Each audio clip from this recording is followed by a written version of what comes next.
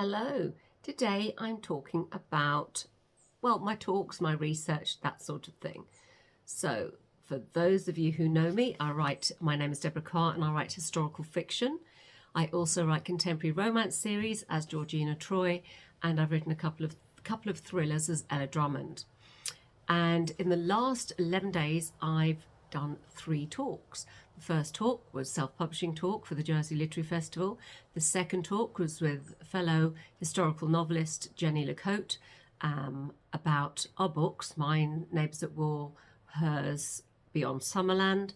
And last night was to a book club at a lovely, lovely home of a lovely lady who actually writes children's books. And it's just such a beautiful home. I love going there. That was my second time. And you've got these walls that are lined with fitted bookcases, and it's just heaven for somebody who likes books. And one of the things I was asked along to talk about my historical novels and to talk about Neighbours at War. So you can sort of see there, up there behind me, there's my banner, poster.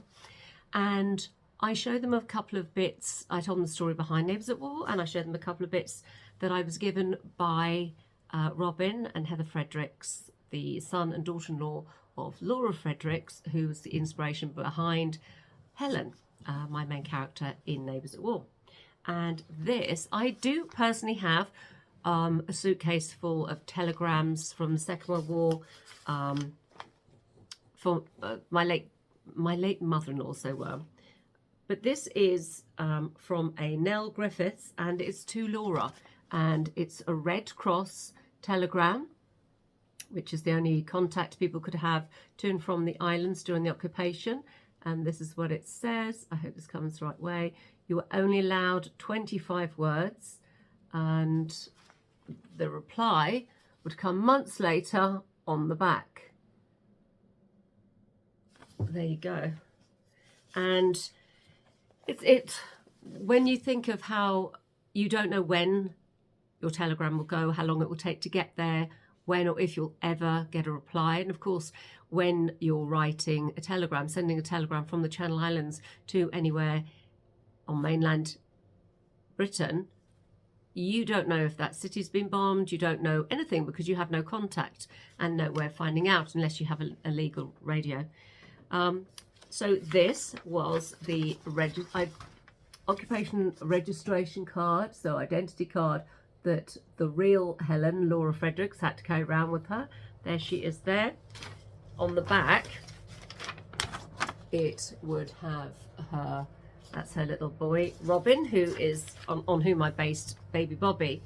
And her lovely son and daughter-in-law gave me this wonderful picture of Laura before the war.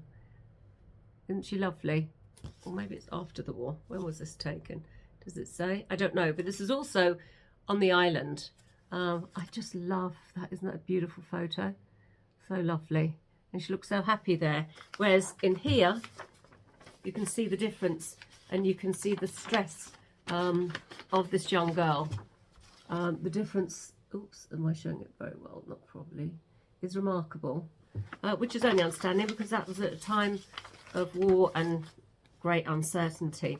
So that's what I was showing the attendees of my talk last night at the book group, the book club, and I think they enjoyed it, so that was all good fun. But I'm a bit tired because I also yesterday wrote the first 2,500 to 3,000 words of my 30th book. Can't believe, I don't know how that happened, but I just go from one to the next really. This is a contemporary romance. This is book 3 in my Hollyhock Farm series. This is Joe's story. So it will be Joe, for those of you who read the series so far. Well, the second book's not out till November the 16th, but Hollyhock Farm, welcome to Hollyhock Farm, has been very kind about it and have thankfully enjoyed it. And this is, so the first book is Letty's story, the second book is her brother Zach's story, and this is Joe's story. Joe is a firefighter. He's from the island but lived in France many years with his mother. He came back to the island a few years ago, and now his mother, who's been living in France, has come back to the island to move into his bungalow that he inherited from his paternal grandmother, and she's here with his new stepfather. And obviously all sorts has happened for her to want to come back, and obviously it looks like she's staying, and poor Joe's got to live with that. But other people need his help, and that's what he's going to do. That's part of it. But I've got some exciting incidents, one that is inspired by real life, which is very dramatic, and I'll tell you more about that before the book comes out, probably, or when it comes out, I'm not sure. But I've got a few people to interview for that. This is another book. I love books, and I am on Instagram, yes, and I follow. Oh, now why don't I know what it is? Oh, I'll put it in the link below. But this is a fabulous book. I love Art Deco. I love anything Art Deco. This is about Art Deco in suburbia. Incredible photos. Incredible photos, lots and lots of them. It's a gorgeous, gorgeous book. So that was one of my most recent purchases, and once I have a little more time I will sit down and relish looking through that. And apart from that, what else have I been doing? Basically catching up with admin. My car is in for a service today because it needs it, and we had to clean it out before it went. It's the one I take the dogs to the beach and to the headland, so it's full of sand and dried mud and stuff like that. It's not now because it was cleaned, because I couldn't bear for people to see it, obviously, in that state. So my son very kindly cleaned the inside, and I power washed the outside before we dropped it off. So that's what we've been doing.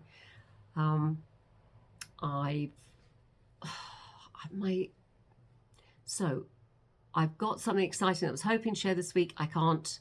It looks like it'll be next week again now, so that will unfortunately have to wait. But it's been a busy few weeks, and I'm looking forward to now going forward.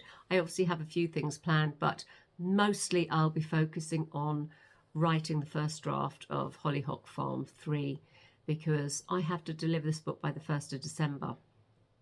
And I will.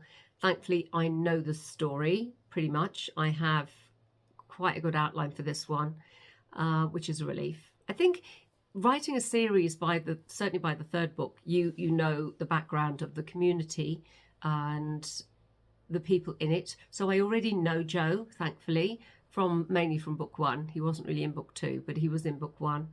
And I know what I want to do with him. There's a character that I actually wrote into book two that my editor said, no, I want you to take her out and save her. So she's been saved to go in Joe's book. So I'll be introducing a new character for him there. And yes, I'm really looking forward to writing this third book. And then after that, I've got to write my fourth and final book in this current contract with Boldwood. I don't know if it'll be a standalone. I don't know if it'll be an extra book on one of my series. If you've got any preferences, please let me know, and I can speak to my editor about that, because we've yet to agree what we do with this. So a lot going on as usual, but nice and sort of peaceful. Getting up, coming out, writing, doing admin, recording things like this, which I always love doing. And yes, so that's good fun. Again, I have a cup of tea. So I had 3 weeks in a row I had tea. When I have a cup of tea out here, it's because I've been to visit my mum and I've had a coffee at her house, and I only have one coffee a week. So I've just come back from her house, so I'm having a tea. And this cup is Finding Love on Sunshine Island cup, this one.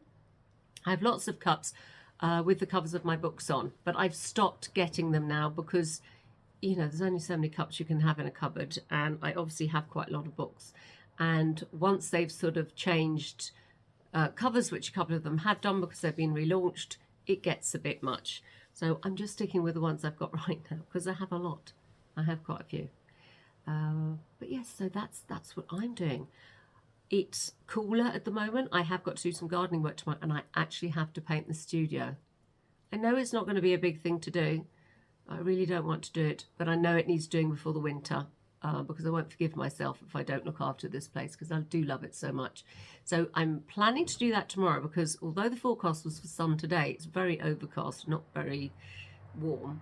So tomorrow, hopefully, I'll give this a good wash, and then I will paint it probably on Friday, and then that'll be done for winter. So that's really cool. So that's me. I need to put up more of my autumnal and Halloween decorations. These are lovely little pumpkins from last year, but I need a new battery and I need a tiny screwdriver, which I do have in the house. So I'll have to do that and put in a new battery. And I've got these. Yes, these are lovely.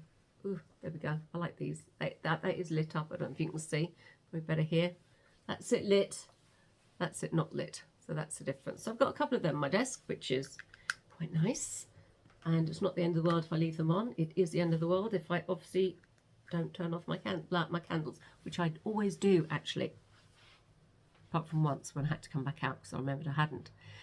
But that's me. So I hope you have a lovely week. I better get on with this writing. When I'm writing first draft, I like to write between 2,000 and 2,500 words each day to get the story down, and then I'll go over it again and tighten it up and give a few more layers and that sort of thing.